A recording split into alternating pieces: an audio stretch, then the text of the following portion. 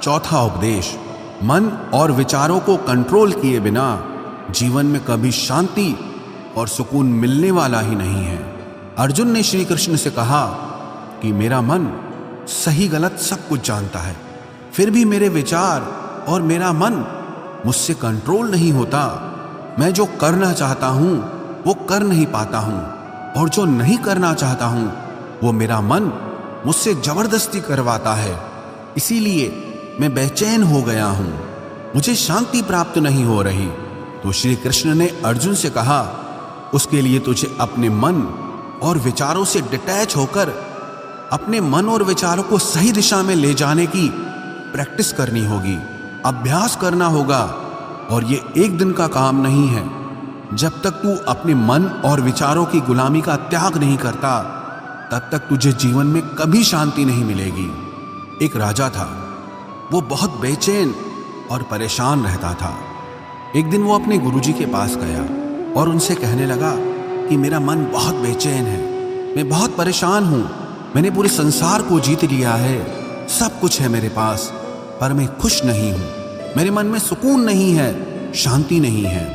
तो गुरुजी ने राजा से कहा कि तुम्हारे नगर में अगर कोई ऐसा व्यक्ति है जिसने सुकून को प्राप्त कर लिया है, शांति को प्राप्त कर लिया है, तुम उसका एक बार कुर्ता पहन लो तो तुम्हारे जीवन में भी शांति आ जाएगी।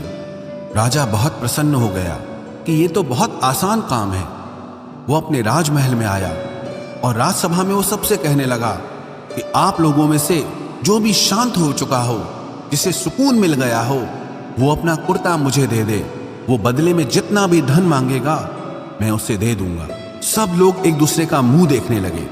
पैसों का लालच आया, लेकिन सबको एक दूसरे की सच्चाई पता थी, क्योंकि किसी की जिंदगी में भी शांति और सुकून नहीं था।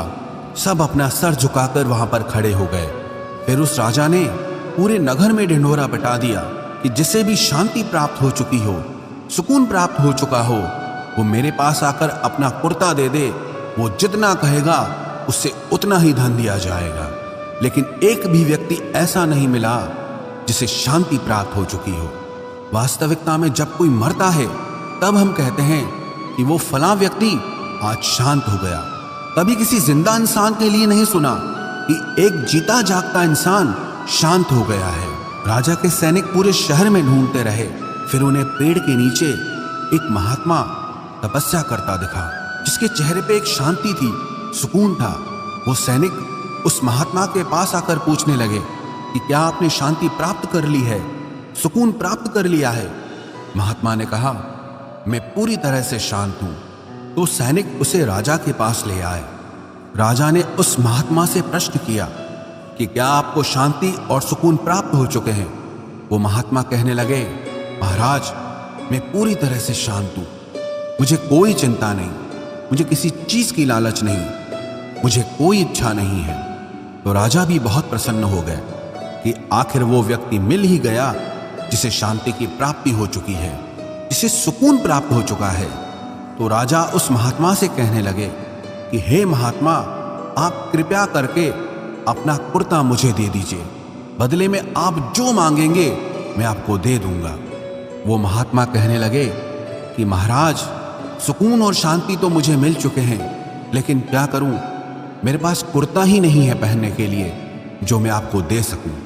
जब राजा ने उस महात्मा की ये बात सुनी कि इस महात्मा के पास कुर्ता भी नहीं है पहनने के लिए, उसके बाद भी ये महात्मा एकदम शांत है, इसके जीवन में सुकून है। मैं सारी जिंदगी धन को जोड़ने में लगा रहा, दुनिया जीतने में लगा रहा, लेकिन मुझे शांति नहीं मिली, सुकून नहीं मिला, क्योंकि शांति और सुकून बाहर की चीज नहीं है, अपने भीतर की चीज है।